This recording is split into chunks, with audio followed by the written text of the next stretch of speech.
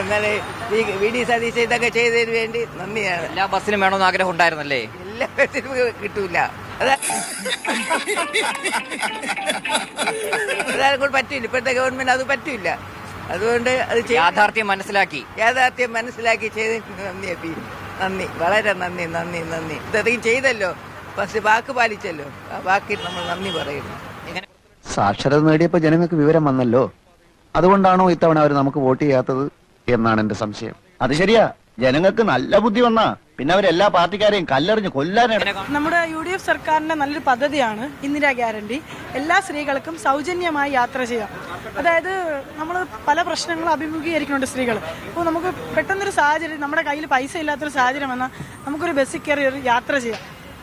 നമ്മുടെ ഗവൺമെന്റ് എന്തൊക്കെ ജനങ്ങൾക്ക് കൊടുത്തു, കൂടുതലും വാഗ്ദാനങ്ങളാ കൊടുത്തു. നമുക്ക് ആരെയും ആശ്രയിക്കേണ്ട ആവശ്യമില്ല. അപ്പൊ അങ്ങനെ സ്ത്രീകളെ സംബന്ധിച്ച് ഇത് ഏറ്റവും നല്ലൊരു കാര്യമാണ്. എല്ലാ ബസ്സുകളിലും വേണം. ഞങ്ങൾ കഷ്ടപ്പെട്ട കാശല്ലേ അത്. സത്യമാണെങ്കിലും എനിക്ക് അംഗീകരിച്ചു കൊടുക്കാൻ പറ്റുമോ?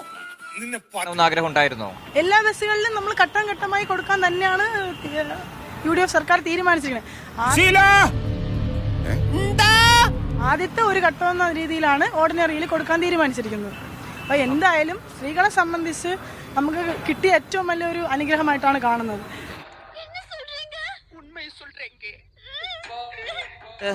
നല്ല അടിപൊളി.